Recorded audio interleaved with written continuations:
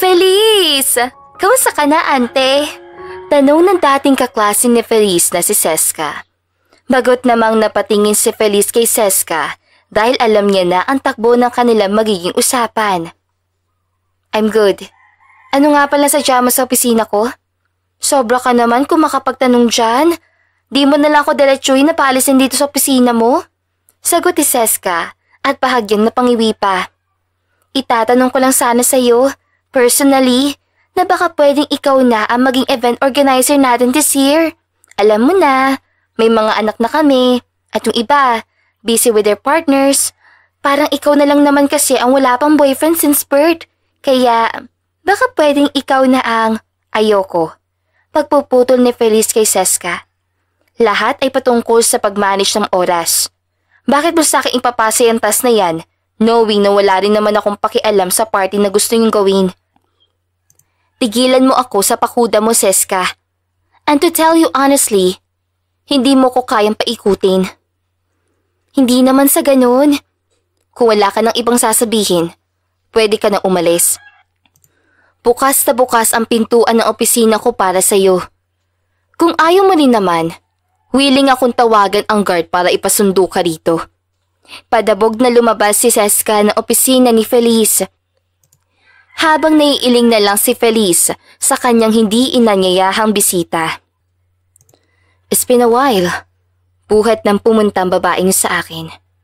Kung hindi ko lang alam na may plano na naman ang Brihildang yun, baka napaikot niya na naman ako. Napabuntong hininga na lang ang dalaga. Party mong mukha niyo. Si Felicidad Roque ang nag-iisang anak na yumaong Ramon at Karen. Lumaki siya sa piling ng kanyang lola Carmela kung kaya't naging pino ang kanyang kilos at pananaw sa buhay. Sa loob ng 30 taong pananatili niya sa lupang ibabaw ay hindi pa rin siya nagkakanobyo. Si Dad, iabot mo nga ang tasa ko sa may lamesa, apo. Napangiti na lang si Feliz at lumapit sa kanyang lola Carmela. Lola, nasa tapat niyo lang po ang tasa. Abay, bakit ba? Hindi ka na ba pwedeng utusan porket matanda ka na, ha? Nakasimangot at tanong ni Lola Carmen at niyakap naman siya ng kanyang apo. Lola, kahit po tumamda pa ako ng husto, susunod pa rin ako sa'yo. Susunod daw? Huwag mo nga ako ine-eme-eme dyan, bata ka. Yung pangako mo nga sa akin nakalimutan mo na. Sabi mo, after mong maging stable sa trabaho, ay bibigyan mo na ako ng apo. Wika ni Carmela sa nagtatampong tono. Napangiwi na lang si Feliz sa kanyang narinig. Ikaw kaya ang nagturo sa akin na huwag ibibigay ang bataan ng basta-basta. Tapos ngayon, panay naman ang tulak mo sa akin para magkaroon ka ng apo. Iha, 30 ka na. Pwede ka nang gumawa ng basketball team kung gusto mo. Saad ni Lola Carmela. Hindi ko po kayang basta nalang maghanap ng apo mo sa tuhod. Kung gusto niyo po, pwede naman ako mag-ampon na lang para may aalagaan ka habang nasa trabaho ako. Pwede naman, pero gusto ko rin ang galing mismo sa iyo, kahit bago man lang ako mamaya pa sa mundong ito. Si Lola naman, nagdadrama na naman. Mahaba pa ang buhay mo, kasi ikaw lang ang sandigan ko. Tsaka, gagawan pa kita ng mga apo, kaya kalma ka lang. Baby, kalma? O kalma? Pabirong tugon ng lola ni Feliz at umaksyon pa na kagaya ng sa TikTok na kanilang pinapanood. Hay nako lola, kumain na nga tayo? Baka nagugutom ka na. Saway ng dalaga. Manood ka kasi ng TikTok, hindi puro papeles ang inaasikaso mo. Kung ano-ano na lang ang natututunan mo niya sa social media na yan. Sa susunod, grounded ka na sa cellphone. Pangaasar ni Feliz sa takmang kukuhain ang cellphone ng kanyang lola. Huwag mong itatago ang cellphone ko, Felicidad. Kundi, ibebenta kita sa mga apo ng kaibigan ko milyonaryo. Hindi mo ako pwedeng ibenta. Kasi nga, ako lang ang nag-iisa mong apo. Tsaka mamaya, mas mayaman pa ako dyan sa irareto mo. Gusto ko bilyonaryo. Nakangising wika ni Feliz. Napabuntong na lang si Carmela at napangiti sa kanyang isipan. Napalaki niya bilang masunurin at mabuting bata si Feliz, kaya't wala siyang anumang pagsisisi sa kanyang itinuturo nito. Natapos na lang ang gabihan na maglola na puro kulitan na pag-aasaran. Kaya nang makita ni Feliz na tulog na ang kanyang lola Carmela, ay mabilis siyang tinawagan ang nag-iisang best friend para samahan siya sa nabubuo niyang plano. Pagpalain nawa ng paumay ka palang gagawin ko, tura ng dalaga sa isipan. Sa susunod, huwag mo ko idadami sa mga trip mo, Dino. Asar na wika ni Michael. Wala akong hilig sa mga babaeng naalok mo, kaya kung maaari, tigil-tigilan mo ko. Sabi ni tita, bigyan daw kita ng iba't ibang lahi para malaman namin kung anong gusto mo. Binigyan naman kita ng chinita na maputi. Ayaw mo naman. Noong nakaraan, dinalhan kita ng blue eyes, pero ayaw mo rin. Sinama ko sa opisina mo yung Miley na parang bote ang katawan. Tapos, pinalayas mo. Hay, di ko na alam talaga kung anong trip po sa buhay Naiiling na sabi ni Dino. Kakahiwalay lang namin ng ex ko. Tapos gusto mo kumuha lang ako ng kusino-sino? Alam nating pareho na di mo naman mahal yung babaeng yun. Gusto mo lang naman talaga bigyan ng tagapagmana ang kumpanya mo. Pasaring na sagot ni Dino. Muling naalala ni Michael ang rason kung bakit siya hiniwalayan ng kanyang ex-girlfriend. That's his first time na i-disclose sa ibang tao na infertile siya. Hindi siya maaaring magkaanak sa kahit na sino dahil baog siya. Para saan ang yaman ko at ng magulang ko kung ipapamigay ko lang sa kahit na sino? Wika ni Michael sa isipan at tinungga ang mapait na alak. Babe, matagal pa ba? Nababagot na saad ng babae sa gilid ni Dino kaya lalo lang naasar ang mukha ni Michael. Michael, una na muna ako Mahirap pakawalan ng biyaya Nakangising paalam ni Dino sa kanyang kaibigang bagot na nakatingin sa kupitan ng alak. Anak ba kita para magpaalam ka pa sa akin? Pabalang na sagot ni Michael. Natatawang lumabas na lang sa bar si Dino habang ibinuhos ni Michael ang atensyon sa mga taong nagkakagulo sa bar. This life sucks. Walang pinagbago. Komento ng binata sa isipan. Umiikot ang buhay ni Michael Davis Smith sa dalawang bagay, kumpanya at alak. Hindi siya isang tipikal na lalaki gaya ng kanyang kaibigan na si Dino.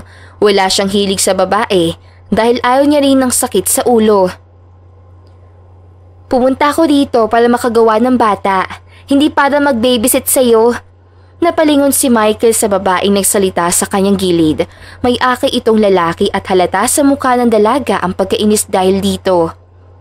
Brown eyes, nude lipstick, wavy hair, with office attire sa loob ng bar? Definitely not my type. Komento ng binata sa kanyang isipan. Pinakatitigan ni Michael ang mukha ng dalaga hanggang sa hindi niya na namalayan sa kanyang sarili nang kusa na pala siyang naglalakad palapit dito.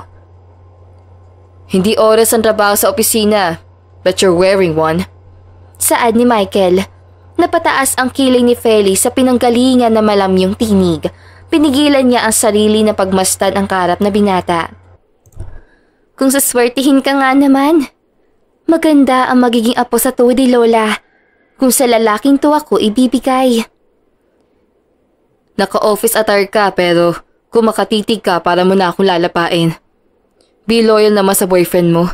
Wika ni Michael at tinignan ang lasing na kasama ng dalaga. Excuse me? Napataas ang kilay ni Feliz at iniupo si Jeric sa counter ng bar. First and foremost, wala kang pakialam sa akin at ganoon din naman ako sa'yo. Kaya please lang, itiko mo yung bibig mo. Paano kung ayoko? Anong gagawin mo? Paghahamon ni Michael na kinagulat din niya. Let's see kung hanggang saan aabot ang pasensya ng isang to. Hinila ni Feliz ang polo ng binata at tinampian ng halik ang malambot itong labi. Hayop na yan, hindi nga pala ako marunong humalik. Bulong ng dalaga sa kanyang isipan at bahagyang inilayo ang mukha sa di kilalang binata. Napatitig si Feliz sa ginto nitong mata.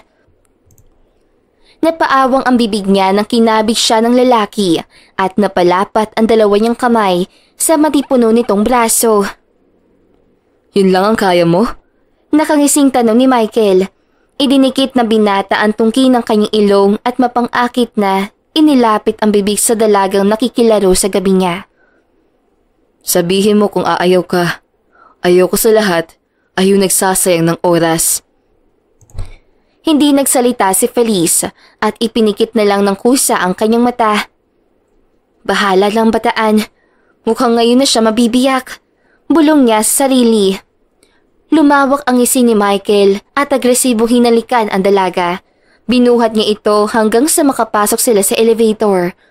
He never imagined na magagawa niya ang ganitong bagay dahil maingat siya sa lahat ng kanyang desisyon. Maging ang kanyang ex-girlfriend ay dumaan pa sa mabusising investigasyon bago niya ito ligawan. There's something sa katauhan ng babaeng to na hindi ko lubos na maintindihan. Kumawala si Feliz sa halik ng binata at hingal na hinahabol ang kanyang hininga. Napayuko siya ng kaunti upang hindi makita ang reaksyon ng binata. Alam niyang kung ano ang kinabrown ng kanyang labi ay gayon na lang ang ikinapula ng kanyang mukha sa init na nararamdaman. Ganito pala ang pakinamdam ng hinalikan. Para nagugulo ang buong sistema ko. Mahirap pa to kaysa sa problematic accounts na hawak ko sa kumpanya. Saad niya sa isipan. Virgin na naka-office attire. Hula sa sariling komento ni Michael sa kanyang isipan habang manghang nakatingin sa buhat niyang dalaga. What? Napalunok pa si Feliz habang taas baba ang kanyang dibdib sa kabang nararamdaman. Anong ginagawa ng isang virgin na workaholic sa exclusive bar?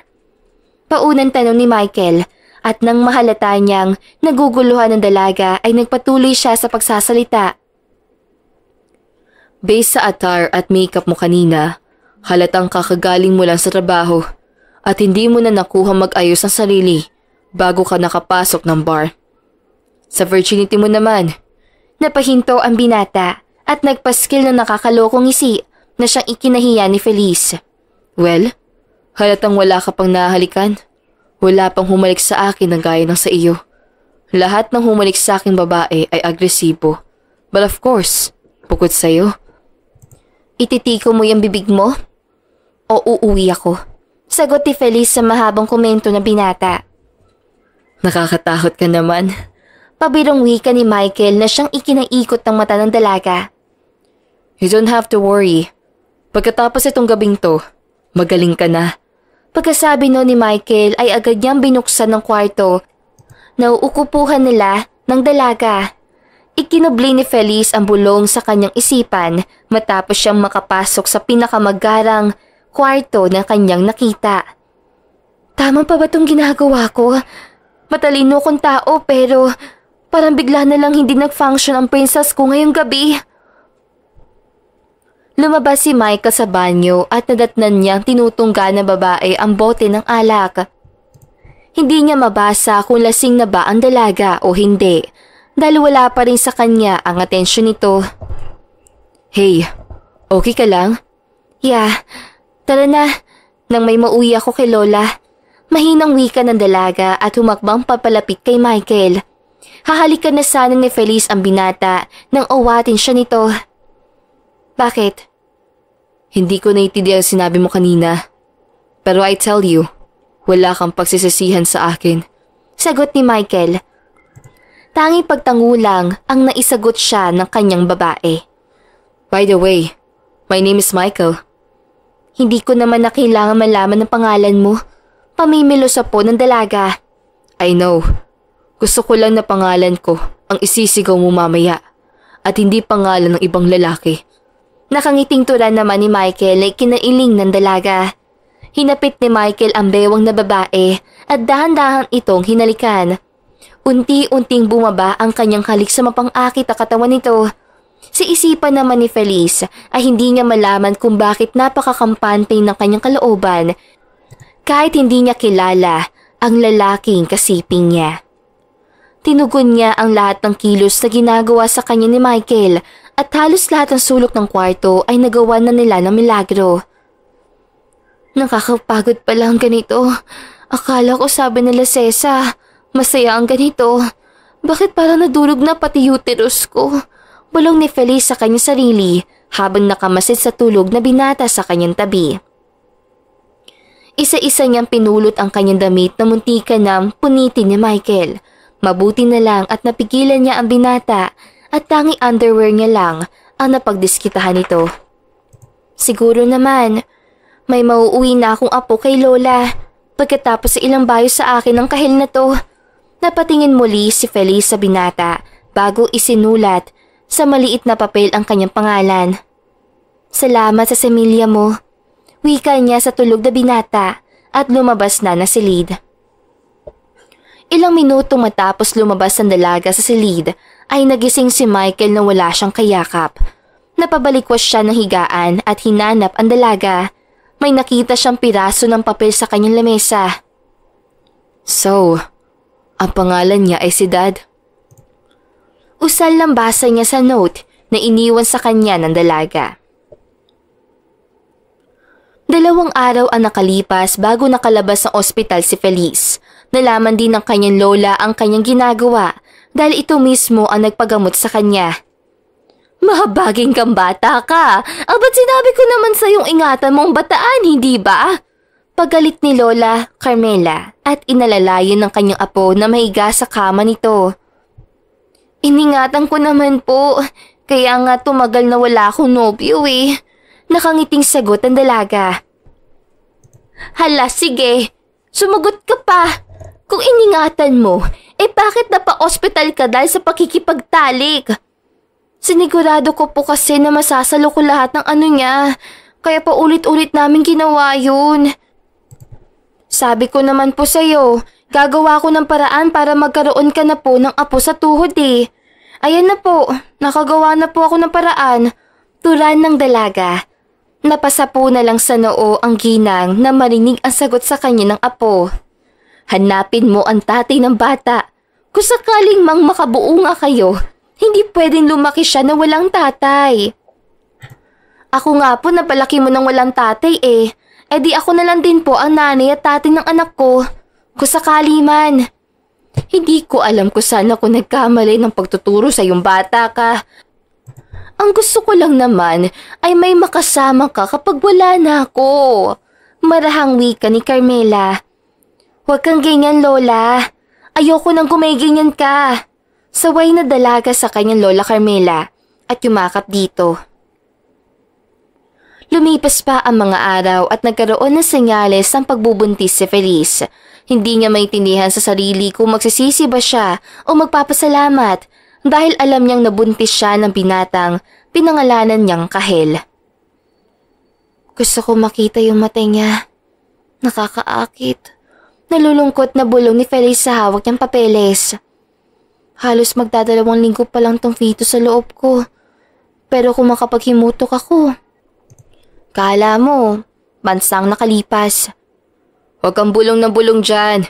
Mamaya mapagkamalang ka mangkukulam. Sita naman ni Jeric sa kaibigan. Lumayas ka nga sa opisina ko. Inis na sagot ni Feliz at hinagis ang unan kay Jeric. Wala ka bang trabaho? At nandito ka na naman sa building namin. Excuse me? Isa akong investor ng boss mo, kaya boss mo din ako. Palabang sagot ni Jeric. Thanks sa information, pero matagal ko nang alam yan. Kung di ka lang buntis siya sa inaanak ko, baka nakutusan na kita. Sino namang may sabing kukunin kitang ninong ng anak ko? Wala kang magagawa dahil ninong na talaga ako ng fetus sa yan. Natatawang wika na binata at hinimas-an siya ni Feliz.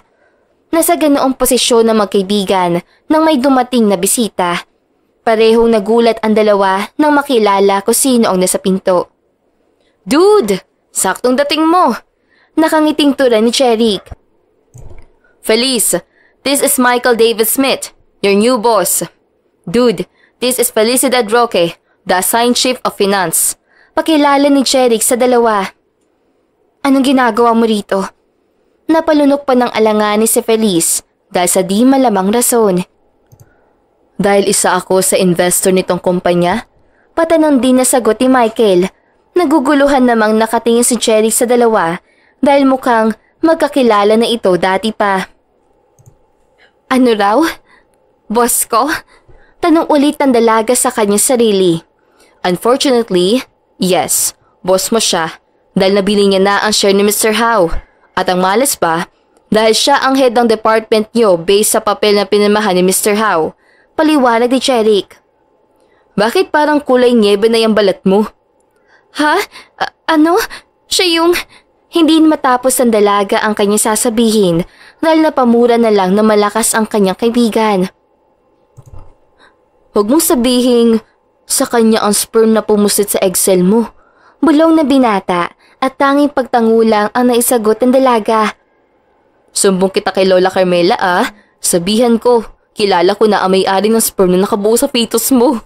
Natatawang wika pa ng binata. Tumikim pa si Michael para maagaw ang atensyon ng dalawa. Pero bago pa ito makapagsalita, ay nagmarcha naman palabas sa opisina si Feliz. Nalintikan ka nga naman, wika ng dalaga sa kanyang isipan. Ilang araw rin ang lumipas buhat ng ipahanap ni Michael ang dalagang si Sidad. Kahit siya sa kanyang sarili ay napapatanong siya kung bakit gusto niya makita muli ang dalaga. Kaya naman na mahanap na ito ng kanilang private investigator ay agad niyang inalam ang pagkatao nito.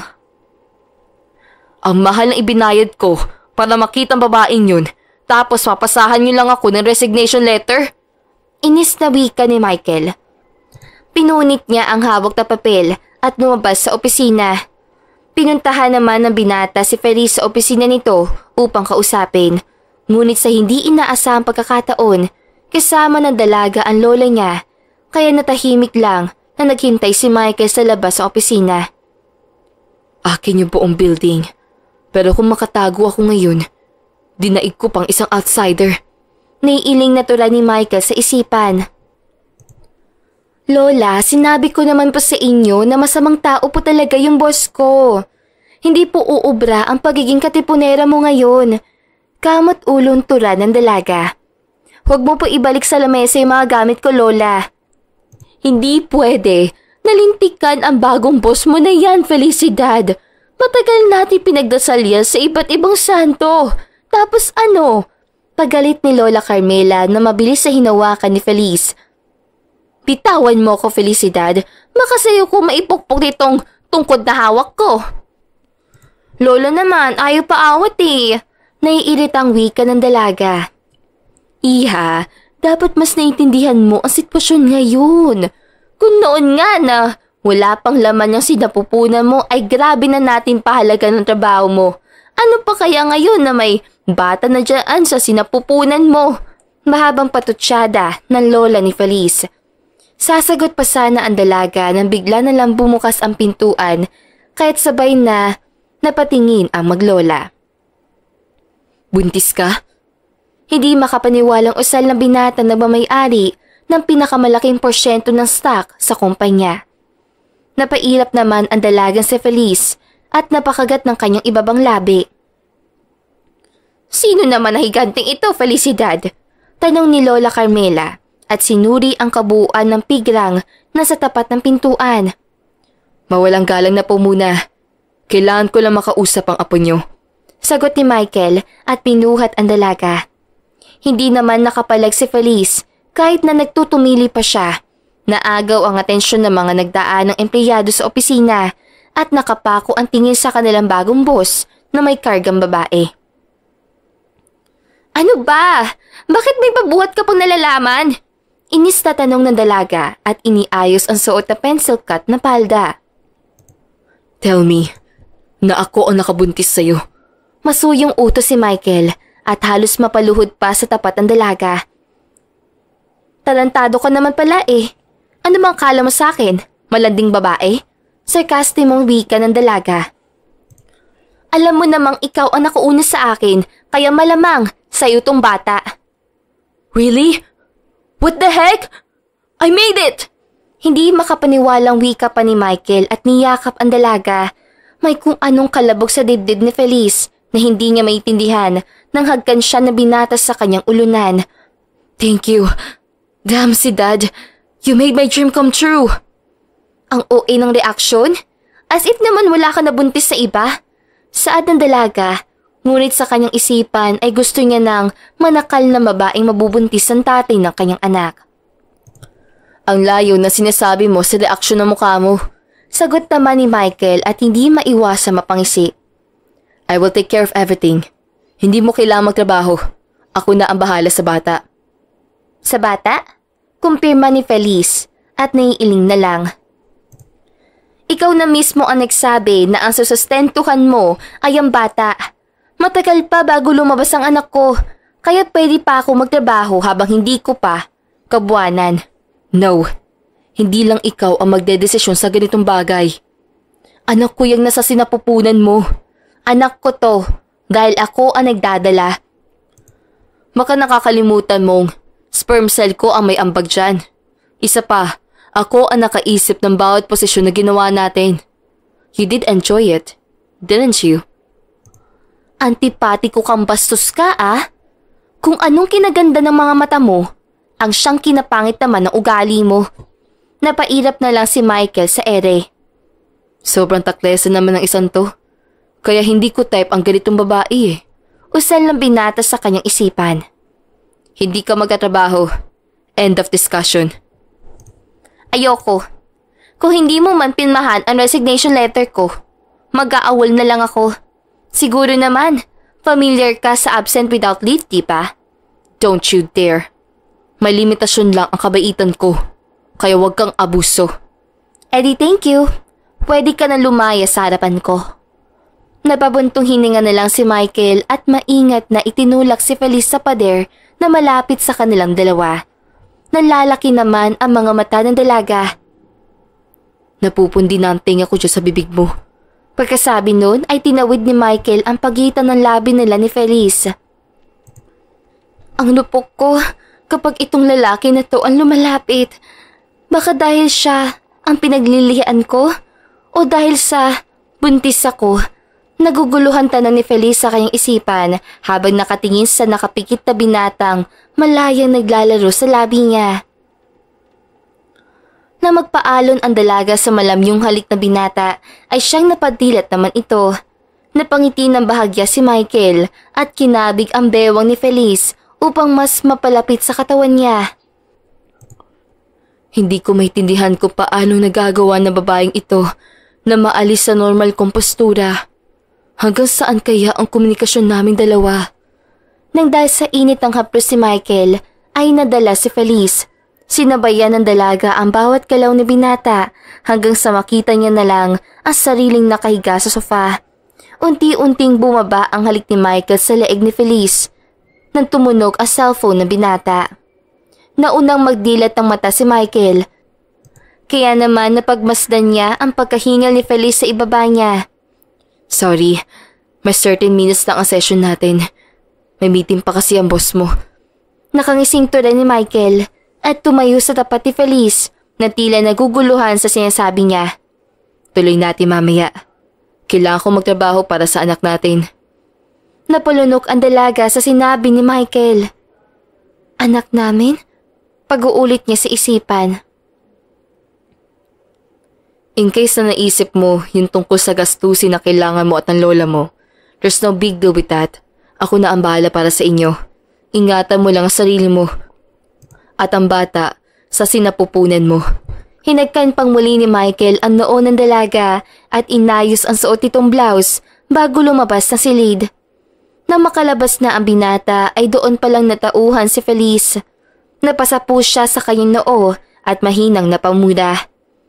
Bakit ang halot ko? Yari talaga ako nito kay Lola. Sa kabilang banda, hindi makapaniwala ang magulang ni Michael na magkakaroon na sila ng apo.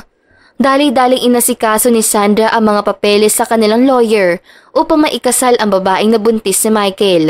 Kailangan maging legitimate ang bata upang may magpatuloy ng kanilang negosyo at magkaroon ng tagapagmana ang kanilang kumpanya. Anong ibig mo sabihin? Ang higanting yun ang nakabuntis sa'yo? Manghang tanong ni Lola Carmela sa kanyang apo na nakasalampak sa sahig. Lola, 20 ulit mo na yan tinatanong eh. Sabi ko nga po kanina na siya nga ang nakawasak ng bataan. Mabuti naman at sa ganoong mukha ka na papigmuit. Siguradong magiging gwapo at magaganda ang mga apo ko. Kailan mo po naisipang ipamigay ako sa kung sino lang? Tsaka, correction lang Lola, isa lang ang apo mo sa tuhod at di na yung madadagdagan. Damihan mo, iha. Mas masaya kapag maraming anak.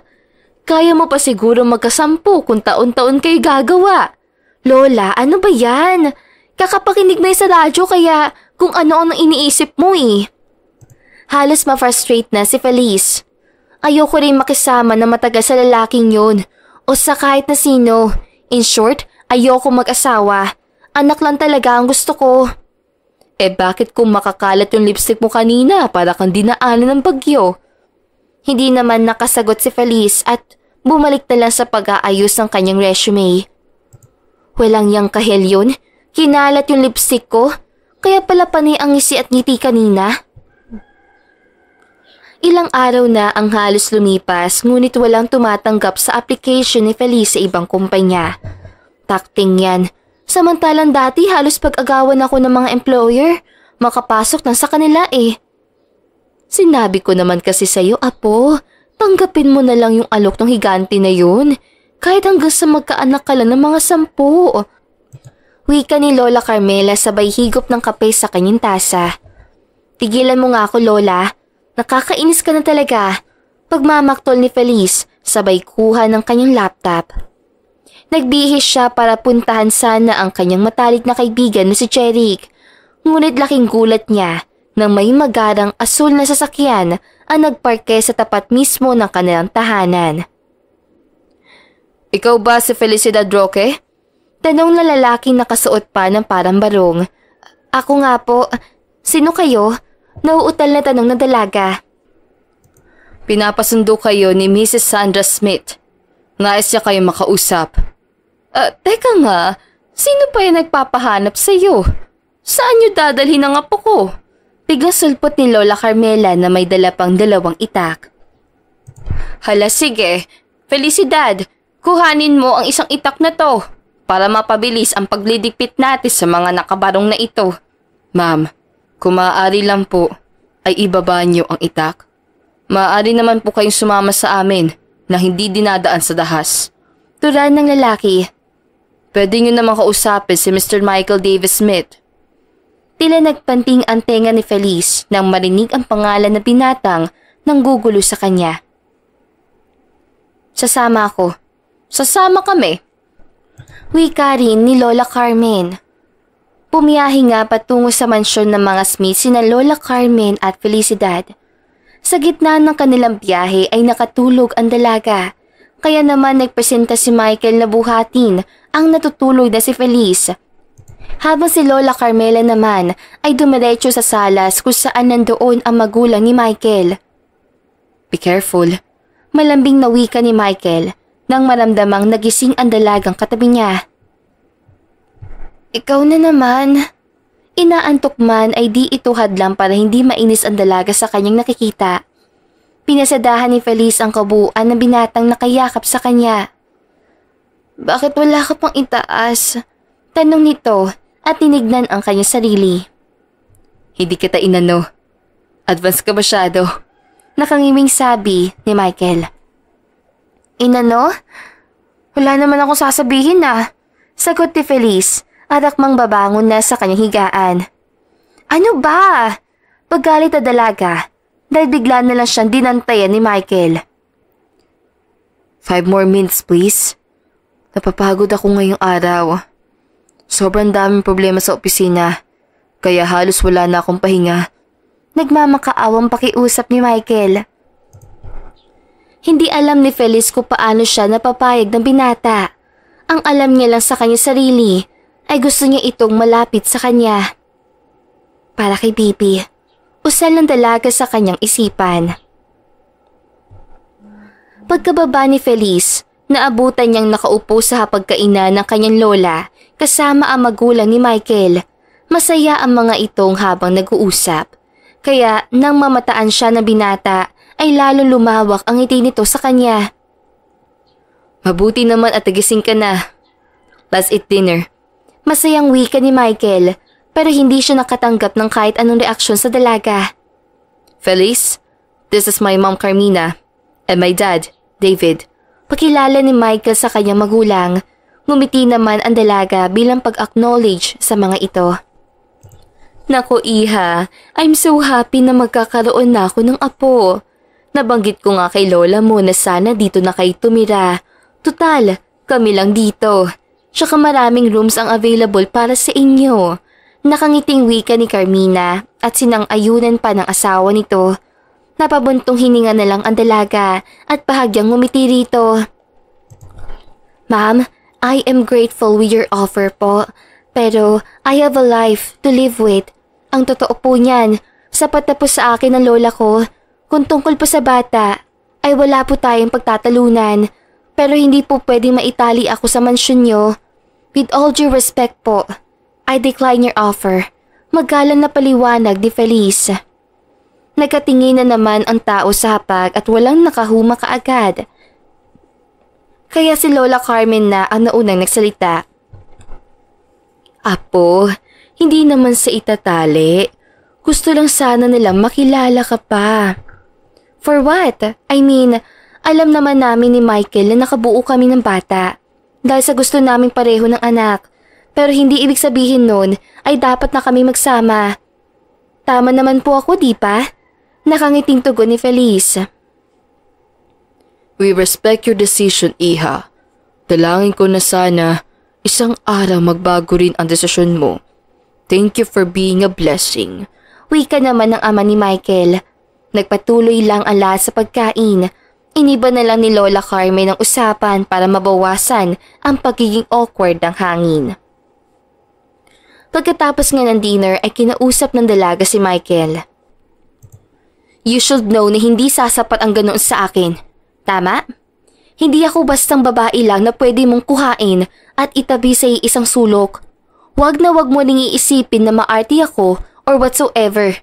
Kasi Michael, lahat ng meron ako ay pinaghirapan ko.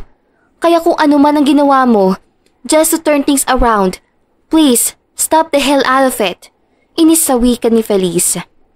Ramdam ni Michael kung gaano kagalit sa kanya ang dalaga. Dahil sa paraan pala na pagtingin nito sa kanya, ay paniguradong tutumba siya. I don't know what to feel. Hindi ko na rin maintindihan sarili ko talaga. This is the first time na naramdaman ko to. Kay Feliz lang. Turan na binata sa kanyang isipan at nilapitan ang dalaga. Niyakap niya ito na mahigpit at hinagkan sa ulo. I'm sorry if I made you feel that way.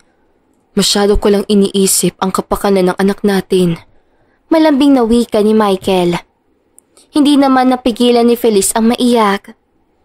I'm not stupid to cry like this sa harapan mo, pero I did. Dahil to sa hormonal imbalance sa gawa ng bata. Nabasa ko na to pero di ko pa rin mapigilang umiyak. Natatawa naman si Michael dahil sa nagiging aksyon ng dalaga. We will cooperate para sa bata. Okay? Isa pa, hindi mo naman kailangang umalis sa pinapasukan mo ngayon. Doon ka na magtatrabaho. Pangako, hindi kita guguluhin.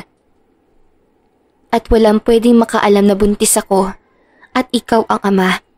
Ayoko magbago ang pakikitungo ng mga tao sa akin dahil lang ikaw ang ama ng anak ko. Dagdag pa ni Feliz.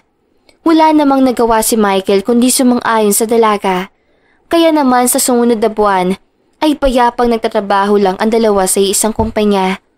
Masaya si Feliz dahil sa ambience ng kanyang opisina, lalo na kapag nandoon si Michael. Paano? Sunduin kita bukas? Tanong ni Michael. Hindi ba pwedeng yung sekretarya mo na lang? May mga gagawin pa ako bukas. Deadline na kaya ng Monday reports. Pwede mo namang hindi ipasa agad. Pwede namang i-delay na muna yun. Napairap na lang sa ere ang dalaga. Kundangan naman kasi. Bakit pinarush mo yung kanina sa meeting? E di sana, payapang isang linggo ko. Tapos ngayon, gusto mong late kong ipasa. Okay ka lang? E di, napagalitan naman ako ng ibang heads. Ako ang may hawak ng malaking share. Technically, malakas ang hata ko sa board. Plus, best friend mo ang CEO dito, kaya hindi ka mahihirapan. Sama ka na kasi sa akin. Teka nga, bakit ba akong kinukulit mo ha? May kasalanan ka pa nga sa akin kanina eh. Sinagot-sagot mo ko during meeting. Tapos, dami mo pang tanong. Kung walang ibang heads doon, baka naitusok ko na sa'yo yung ballpen. Napahagalpak naman sa tawa si Michael. Hindi niya rin akalain na sisitahin pa siya ni Feliz dahil doon. Siyempre kailangan niyo sa trabaho. Isa pa, after mong i-defend lahat ng reports mo, napangiti ang buong board. Kulang na nga lang, pati ako. Mapapalakpak mo eh. Sagot ni Michael at nilagyan ng pagkain ang plato ni Feliz. Ang dami naman yan. Tandaan mo Michael, kahit nagutom ako at ang anak mo, ay hindi mo ko madadaan sa pagkain para mapapayag dyan sa event po bukas. Oo na, kumain na kayo ng anak natin. Napailing na lang si Feliz sa pag-irap ni Michael sa kanya. Kinabukasan, pagkatapos ng trabaho ay walang nagawa si Feliz ang sundin siya ni Michael sa kanilang tahanan. Imbes nga nakampihan siya ng kanyang lola Carmela, ay siya pa itong napagalitan at sinabihang maarte. You look magnificent. Wika ng binata habang papasok sila sa entrance. Damn this girl. Not my type pero she's becoming Miss Sanders sa bawat minuto. Araw at oras sa kasama ko siya. Just wearing a simple gown and light makeup ay nagagawa ko siyang gawing Diyosa. Komento niya sa isipan. Thank you. You don't look bad yourself. Nakangiting sambit din ni Feliz. Wait here. Kausapin ko lang si Mr. Francisco. Paalam ni Michael, pero bago pa umalis ang binata ay binulungan niya pa si Feliz. Don't let other boys come near you. Baka hindi ko magustuhan. Nagtaasan naman ang balahibo ni Feliz sa kanyang batok at isinawalang bahala ang banta sa kanya ni Michael. Hindi nagtagal ay may lumapit na lalaki kay Feliz at bahagyang nakipag-usap dito. You are from that company? So, kakilala mo si Jeric? Kaswal na tanong ng binata. Yeah, paano mo nakilala si Jeric? Balik tanong naman ni Feliz. I'm not a fan pero sobrang galing niya sa industry. Even back then, noong high school. We're from the same school. Sagot naman ng lalaki. Eddie, close kayo? What's your name again?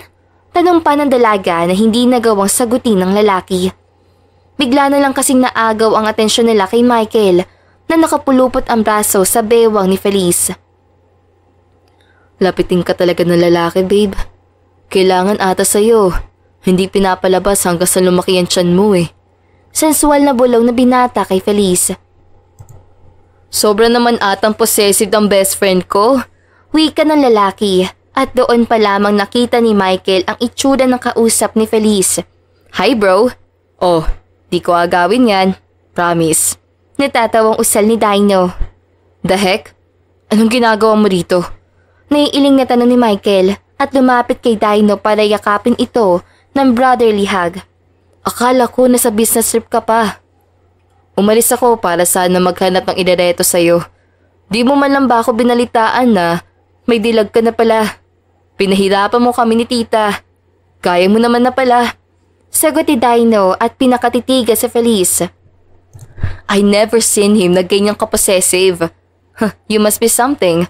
Kasi kung tatanungin mo ko, malabato ang puso ng best friend ko to. Ay, umalis ka na nga. Dami mo pang sinasabi. It's nice to meet you, Dino. Same here. Sagot ni Dino at kumindat pa sa dalaga. Pero, paano ba yan, Feliz?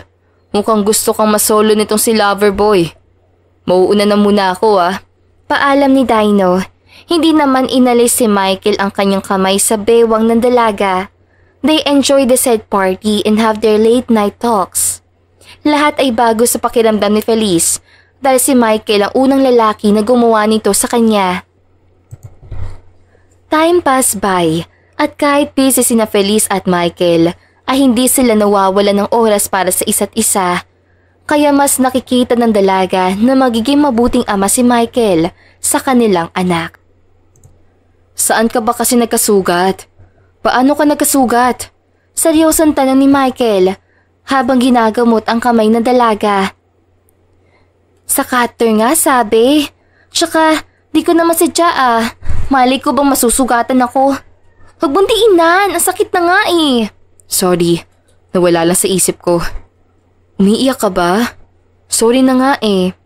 Ikaw kasi, sinisigawan mo ako eh. Hindi ko naman gusto magkasugat. Sorry. Nag-aalala lang ako nang tumawag ka at sinabi mong maraming dugo kanina. Tahan na. Hinalikan ng binata ang kamay ni Feliz na may sugat, kaya napaawang ang labi ng dalaga dahil sa aksyon nito.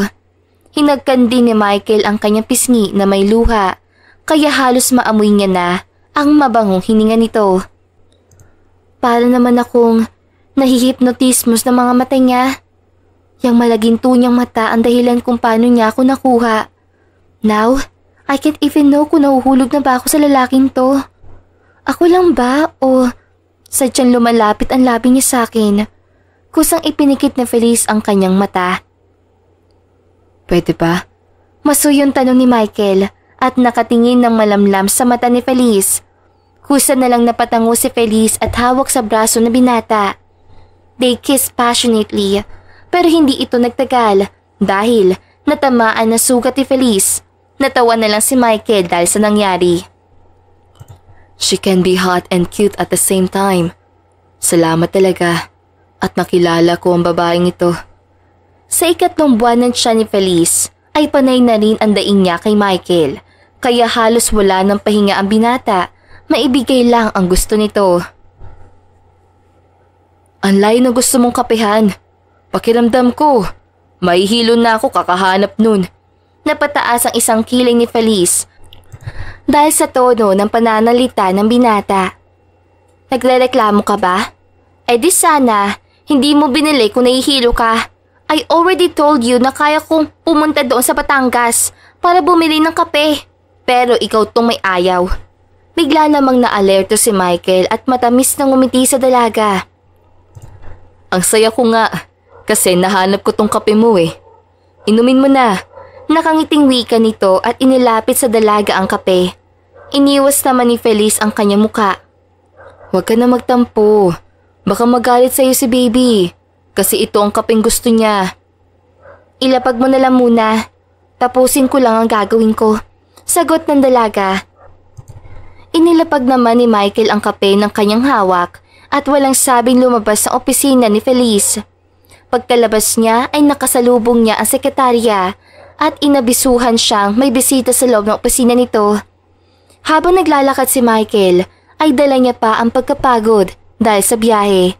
Kaya na mabungaran niya ang tao sa kanyang opisina, lalo lang siyang nawala sa mood. Hi honey! Nakangiting bati ni Trisha, ang nag-iisang ex-girlfriend ni Michael. Anong ginagawa mo rito? I'm not in the mood, Trisha. Lumabas ka na opisina ko. Diretsyon lumakad si Michael papunta sa kanyang swivel chair. Hindi niya naman akalaing hindi matitinag ang ex niya at umupo pa sa lamesang katapat niya. Please, Trisha, lumabas ka. Hanggat may respeto pa ako sa'yo. Pakiusap, umalis ka sa harapan ko. Hinawakan ni Trisha ang damit ng binata hanggang sa halos mapaupo na ito sa hita ni Michael. Kaya nga ako nandito eh. I sent an email after you blocked me sa socials natin. I'm sorry if padalos-dalos ako ng desisyon. But then now, nandito na ako sa harap mo. Let's be together again, honey. Malanding wika na babae at sinabayan pa ng paghimas sa matigas sa braso na binata. Naagaw ang atensyon ng dalawa nang biglang bumukas ang pintuan. Na makita ni Trisha na babae ang nabukas ng pinto, ay agad siyang kumanlong kay Michael.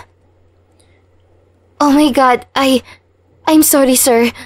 Babalik na lang po ako para ibigay ang reports. Kalmadong saad ni Feliz, ngunit ang mata nito ay halatang gulat sa nakikita.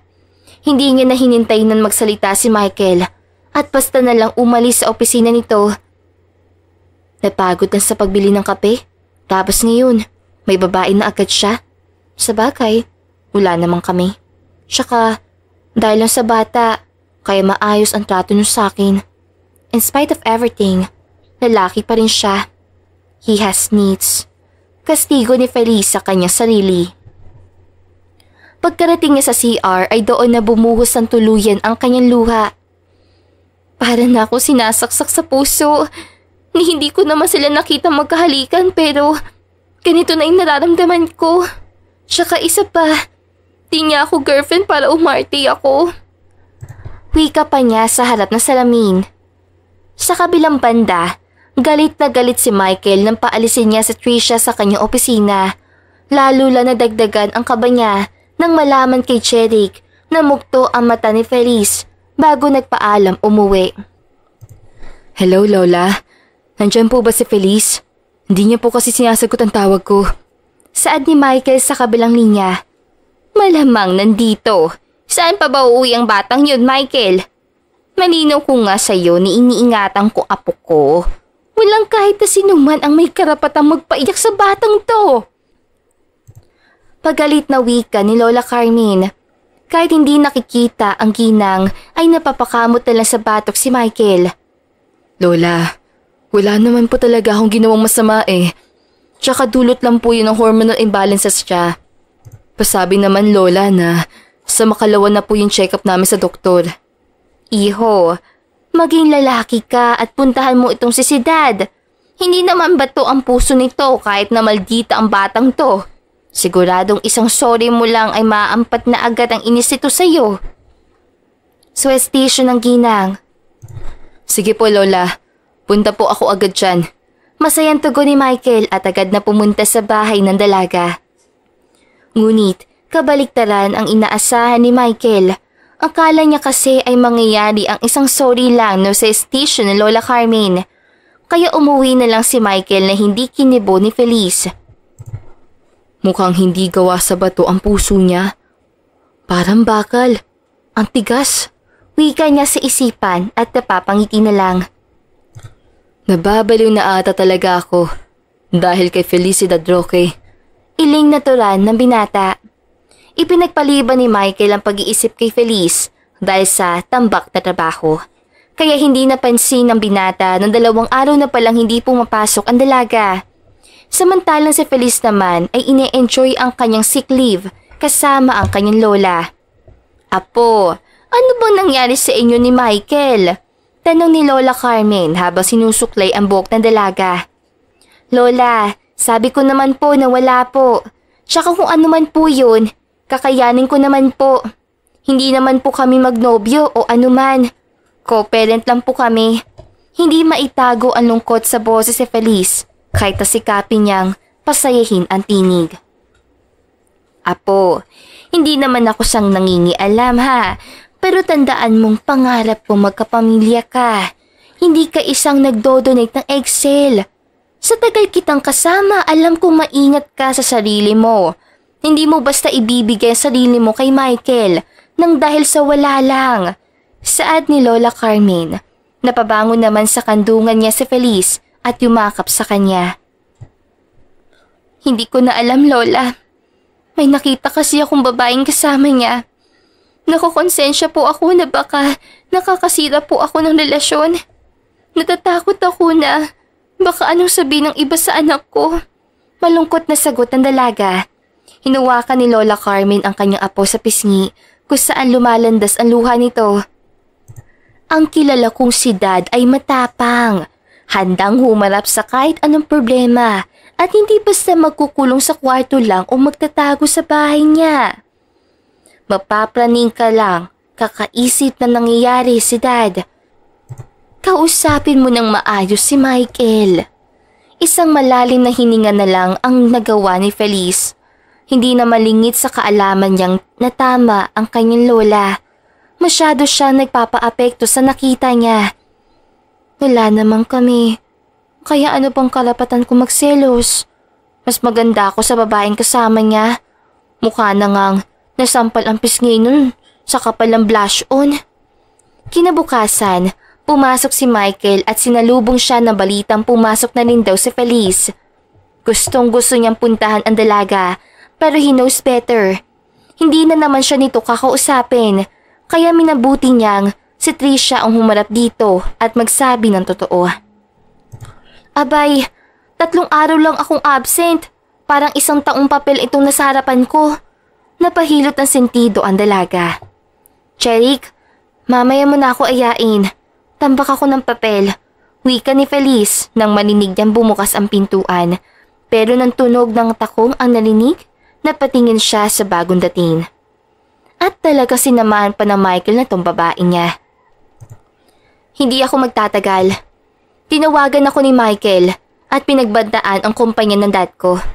Kung hindi raw ako hihingi ng sorry sa iyo, ay pupulutin kami sa kangkungan. Diretsang saad ni Trisha. Pwede pa? Huwag kang mag-inarte. Wala naman nangyari sa amin ni Michael para guminyan ka. Sorry. Goodbye. Pagkasabi noon ay nagmarch siya na palabas si Trisha. Ni hindi man lang ito tinignan ni Michael dahil kay Feliz lamang ang atensyon ng binata. Hindi mo kailangang gawin yun. It doesn't matter. Walang ganang tura ni Feliz at ibinalik ang tingin sa kanyang papeles. We should talk. Seryosong wika ni Michael at iniupo si Feliz sa lamesa nito. Look at me. How dare you two? Hindi natapos ang sasabihin ng dalaga nang bigla siyang halikan ng binata. Kusyang napapikit si Feliz at halos habulin ang labi ni Michael nang lumayo ito. See? Hindi lang ako ang apektado sa pag-iwas mo. Kahit di mo sabihin, I know that you miss me. Nagsalubong ang kilay ni Feliz sa sinabi ni Michael. What? Lakas ng hangin mo. Okay, play it cool, Feliz. Sapat na sa akin ang pumasok ka sa trabaho. Just to let you know, ex ko si Trisha at hindi ko siya minahal. Alam niyo ng lahat. Plus, this coming Saturday, aalis tayo. May business trip ako at isasama kita. Hindi mo ako sekretarya at huwag kang mando. Umalis ka sa pagitan ng hita ko. Baka mapunit yung palda ko. Napangisi naman si Michael at lalong isiniksik ang sarili sa dalaga. Kaya kitang bilhan ng 1 dosenang palda kung yun ang reklamo mo. Sa issue mo naman, ayokong isama sekretarya ko. Gusto ko, ikaw ang kasama. Plus, nakapagsabi na ako kay Lola Carmen. Pwede mo siyang tawagan. Kaya I won't take no for an answer. Eh di ikaw na magaling. Lumayas ka. Naalibadbadan ako sa'yo. Lumayas ka sa harapan ko at marami pa akong gagawin. Pag-iwas ng dalaga at tinapik pa sa braso si Michael. Hinawakan lang ni Michael si Feliz at pinakatitigas sa mata. Hindi ganyan ang ginawa mo kanina. Hinabol mo pa ang labi ko kanina lang. Muling hinalikan ni Michael sa labi si Feliz. Mas matagal ito kaysa sa una na siyang buong galak na tinanggap ng dalaga. Hindi binitiwan ni Michael si Feliz hanggang sa halos maghabol na ito na hininga. Uuna na muna ako May gagawin pa tayo. Sabay tayo mag-lunch kung ayaw mong ikaw ang makain ko. Wika pa na binata at kumindat pa kay Feliz. What the actual heck? Hindi makapaniwalang usal ni Feliz at napahawak sa tapat ng puso niya na panay ang kabog. Saturday in the morning ay naihatid na ni Michael si Lola Carmen papunta sa bahay nila. Napagkasunduan kasi nila na habang wala si Feliz ay mananatili muna ang ginang sa bahay ng mga Smith. Kaya naman panatag si Feliz sa bumiyahe habang malayo sa kanyang lola. Para-paraan ka rin talaga, no? Iisang room lang itong binook mo. Napairap na lang si Feliz at pumasok sa kwarto. Sorry, Madam Baby. Mas gusto kong kasama ko yung nanay ng anak ko. Kumindat pa si Michael. Matanong ko pala, ilang araw tong business trip? 1 week. Ha? Paano yung trabaho ko doon? Baka mag-resign na lang ako pagbalik. O di kaya naman, ikaw ang gagawa ng trabaho ko dahil ikaw naman nagsama sa akin dito. Ha? Hotdog. Hotdog ko? Sa inis sa Feliz ay ibinato niya ang unan sa mukha ng binata pero nakaiwas ito. Pikon naman na Madam Baby na yan. Pakis nga. Lubayan mo ako, Michael. Matatamaan ka na sa akin. Ang buong akala ni Feliz ay sasama lang siya sa isang event Pero sa loob ng 3 araw ay halos hindi na sila magkita ni Michael. Hanggang friends naman pala ang stress ko sa buhay. Napabuntong hininga pa ang dalaga dahil sa hawak niyang folders. Lord, alam ko pong maganda at maldita ako. Pero deserve ko rin naman ang pahinga. Naiiyak pang dasal dito. Kinagabihan, dumating si Michael na nakasubsob sa lamesa si Feliz. Napailing na lang siya na mapansing tulog na tulog ang dalaga. Mukhang hindi pa nakapagbisong madam ko Natatawang usal niya. Binuhat ni Michael ang dalaga at pinalitan ito ng damit pantulog. Maging siya man ay pagod na sa trabaho, kaya't pagkatapos magbihis, ay tumabi na lang kay Feliz para makatulog. Isiniksik pa ni Feliz sa mainit na unan ang kanyang sarili. Amoy kahil ang unan ko. Hindi kaya... Napadilat si Feliz at napatitig sa mukha ng kanyang unan. Anak ng... Bakit nasa dibdib ko ang kamay ng tipaklong na to? Inis na inalis si Feliz ang kamay ni Michael. Hindi naman ito nagising sa ginawa niya, kaya pinakatitigan niya pa ang mukha nito. Face card never declines talaga. Isipin mo, kahit tulog tong tatay mo, napakagwapo pa rin. Sana, kapag lumabas ka rin, kasing gwapo ka ng tatay mo. Kundi lang nakakainis tong ama mo, Baka? Nagulat si Feliz nang humarap sa kanya si Michael at pumatong sa kanya. Umalis ka nga. Kanina lang panay ang puri mo sa akin Ituloy mo yung sasabihin mo. Baka magkagusto ka sa akin?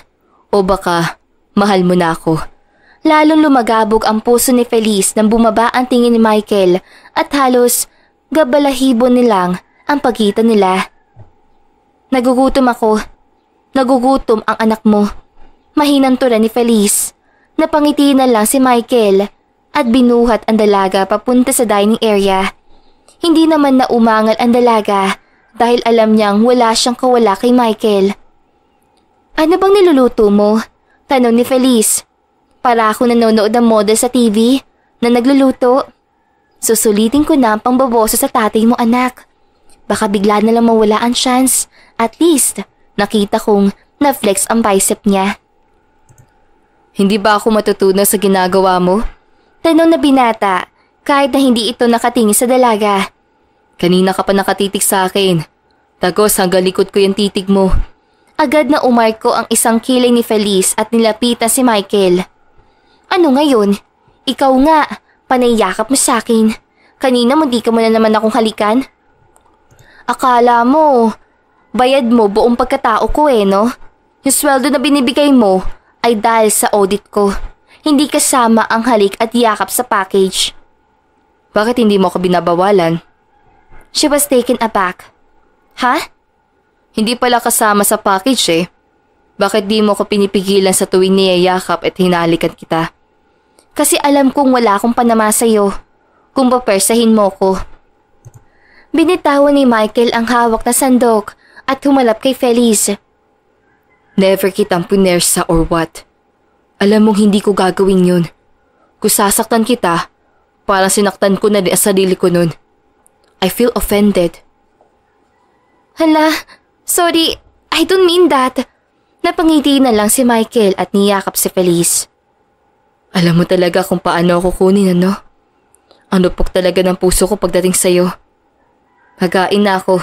Baka gutom na ang baby ko. Pinamulahan naman na pisngi si Feliz. Kahit na ang bata, sa sinapupunan niya ang tinutukoy ni Michael na baby. Anong feeling mo? Ikaw ang baby niya? Lintik ka, Feliz? Kissing. Komento niya sa sarili. Hindi alam ni Michael kung anong pumasok sa isip niya at pinaupo niya sa hita niya si Feliz para kumain sila. Ang bagal naman ang taga-subo ko. Ikaw kayo magpakain sa sarili mo. Ako na nga nagluto, tapos ako pa rin sa pagkain. Pagsilbihan mo naman ako, Madam Baby. Naniniwala ka ba sa random tops ang buntis? Pag-iiba ni Feliz ang usapan. Oo naman. Why? Naisip ko lang, kung sakali bang hindi tayo nagkakilala. May girlfriend ka na kaya? I don't think so. In full honesty, Infertile ako. Kaya it's a miracle na nabuntis kita. Well, ang sabi ng doktor ko, there's a small percent para mangyari yun. Kaya give sa akin ang anak natin. Eddie, alam mong buntis ako noong nagkita tayo sa office? Kunot noong tanong na dalaga. Hindi. Kay Cherry ko na lang nalaman na buntis ka. I have no idea at all. Ako naman na magtatanong. Bakit si Dad ang ibinigay mong pangalan sa akin noon at hindi Feliz? Parents ko at si Lola Carmen lang ang tumatawag sa akin ng si Dad. Kaya hindi ko rin alam kung bakit yun ang nasabi ko sa'yo. Diretsa ang sagot ni Feliz. And somehow, gusto ko matandaan na ama ng anak ko ang binigyan ko ng parte sa mahalagang bagay na yun. Kahit sa pangalan ko man lang ay maging parte ka, Michael. Gusto sanang isatinig ng dalaga, ngunit mas pinili niyang manahimik na lang at ipagpatuloy ang pagkain. This is our last day here. May gusto ka bang puntahan? Naningkit ang mata ni Feliz at sinamaan ng tingin ang binata. Hindi pa tayo nakakagala. Ilabas mo ako bukas. Ipasyal mo ko. Of course. Do you have a specific place sa isip mo? Wala naman. Kahit saan. Basta masaya. Your wish is my command. Matapos silang kumain ay bumalik na rin sa pagtatrabaho si Feliz. Tinulungan na rin siya ni Michael sa pag-audit para mas mapabilis pagtapos ang trabaho nito. Gaya ng pangako ni Michael, lumabas sila ni Feliz at sa labas sa dinner. Pagkapasok nila sa restaurant ay sila lamang ang tao. Gusto sanang itanong ni Feliz kung bakit sila lang ang tao, pero itinikom niya na lang ang kanyang bibig. Feeling ko, ang mahal dito. O baka, di masarap ang pagkain. Bakit mo natanong? Kasi, tayo lang ang tao? Natawa naman si Michael. Nakasayaw ka na ba sa French resto? Tanong na binata at sinagot ng pag-iling ni Feliz. Inilahad ni Michael ang kanyang kamay at sinabing, May I have this dance? Inabot ni Feliz ang kamay ni Michael na may malawak na ngiti. Nang makarating sila sa gitna na parang oval, ay doon mas na-appreciate ni Feliz ang kabuuan ng restaurant. Malapalasyo ang dating ng buong pasilidad. Para ako nananaginip na isa akong prinsesa at si Michael ang aking prinsipe. Iwinaksi na lang ni Feliz ang kanyang naisip at ibinigay ang atensyon sa realidad kung saan isinasayaw siya ng mahal niyang lalaki. Feliz, have you thought about us? Kinakabahan tanong ni Michael. Tungkol sa atin? Paglilinaw ng dalaga. Yeah, I mean, yung kung ano tayo?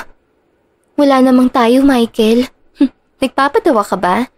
Lalong dumaloy ang kaba sa sistema ni Michael dahil sa sagot ni Feliz. Alam mo, madalas napipikon ako sa'yo. Nakakainis din minsan ang pagiging dominante mo. Oh, teka, huwag ka muna sasagot. Di pa ako tapos eh. Pag-aawat ng binata. Habang nakakasama kita, hindi ko maiwasang itanong kung kailan pa ako nahulog sa'yo. Tama ka, walang tayo. Kaya Feliz, willing ka bang bigyan ng label ang relasyon natin? Hindi ko ipipilit kung ayaw mo. Masasaktan ako, oo, pero it's not about my feelings. It's about us. Mahabang lintahan ni Michael. Anong ibig mo sabihing us? Feliz, hindi lang dahil sa bata kaya gusto kita makasama. Higit pa sa akala mo yung ipinapakita ko sa'yo. Hindi naging malinaw ang intensyon ko noong una. Pero sana ramdam mo na lahat ng ginagawa ko para sa'yo ay totoo. If I could make it even clearer, I would like to ask you. Inilabas ni Michael ang singsing at lumuhod sa harapan ng dalaga. My Madam Baby. Felicidad Roque. Will you marry me? Hindi makapaniwala si Feliz sa kanyang nakikita. Kasi all this time, akala niya ginagawa lang ni Michael ang lahat para sa kapakanan ng bata. Hulog na siya, pero hindi niya magawang masabi ito dahil sa takot na masaktan. Actions are proof of words. Kaya oo, gusto kitang pakasalan. Humihikping sagot ang dalaga. Masaya namang isinuot ni Michael ang singsing kay Feliz at hinalikan ito. Para namang on cue ang buong staff sa restaurant dahil nagpalakpakan ang mga ito na sabay-sabay. Na maghiwalay naman ang dalawa ay hindi na naiwasa magtanong ni Feliz. Nirentahan mo ba tong buong resto? Yeah. Mamaya check pala ako. Eh di mamamatay ako sa lungkot. Tapos marami pang makakakita. Tsaka, kaya panay ang labas ko ay para may ayos ang slot dito. Takot na takot kaya ako kanina. Lalo na noong halos ang tagal mo magsalita. Nag-contemplate pa kasi ako.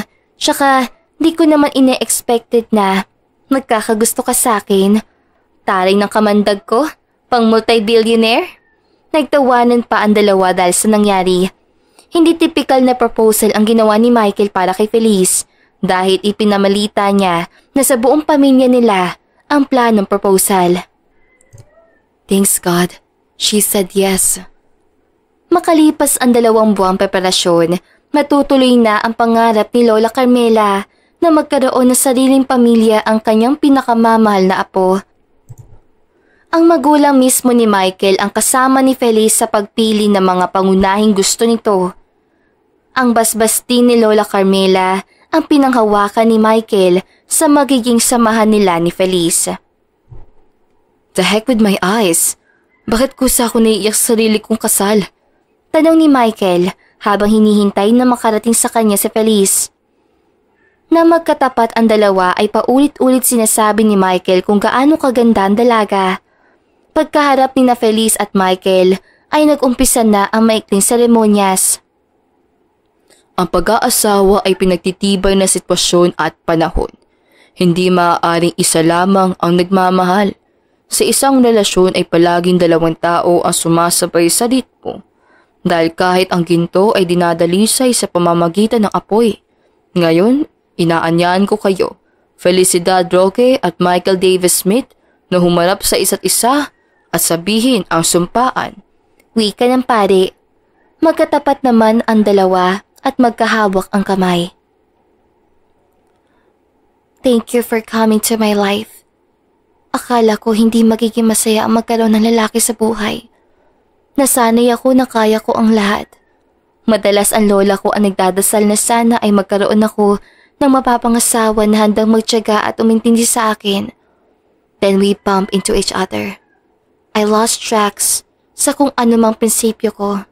So today, in front of our family, friends, and God, I promise my life with you until eternal. Sasamahan kita sa kahit anong business trip pa yan. Dadabayan kita sa kahit anong problema. Mamahalin at pipiliin kita sa araw-araw. I love you, my Michael Davis Smith. Nakangiting wika ni Feliz at saka pinunasan ang sariling luha. Pinakatitigan ni Michael si Feliz na para bang ito lamang ang tao sa mundo. Noong una, hindi ko alam kung ano nagtulak sa akin para hanapin ka pa after that night. I have this urge na makita ka pa ulit, kahit hindi mo na ako makilala. But then God has plans for us. You bear my seed. Hindi ko alam kung kailan ang eksaktong araw na umpisa kitang mahalin. Niwala akong masabing rason kung bakit kita mahal. Pero isang araw, nagising ako na ikaw na ang nakatatak sa sistema ko. Tipong hindi mabubuo ang araw ko kung hindi ka makikita at makasama. Kaya sa lahat ng araw pang darating sa akin, ipinapangako ko na hindi ko sasayangin ang pag-ibig na ibinibigay mo. Hindi ko sisirain ang tiwala ni Lola sa akin at lalong hindi kita iiwan kahit kailanman. I love you 3,000 folds. Felicidad Roque. Pagkasabi nito ay hinalikan na binata ang kanyang asawa. Naiiling na lang ang pare habang masigabong palakpakan naman ang ginawa ng mga tao. Piniyayaan ng Diyos sina Feliz at Michael ng pangarap nilang basketball team at nag-iisang prinsesa. Mas tumibay ang kanilang pagsasamahan sa sinubok ng panahon. Everything may not start with the good things, pero hindi ibig sabihin noon ay wala na magandang mangyayari. Ang mundo ay nababalot ng gulo at lungkot, ngunit gaya ng pagmamahalan nila Felicidad at Michael. Everything may have 360 turn. in God's perfect ways. At dito na nga po nagtatapos ang magandang istoryang ito. Maraming salamat po. Paalam!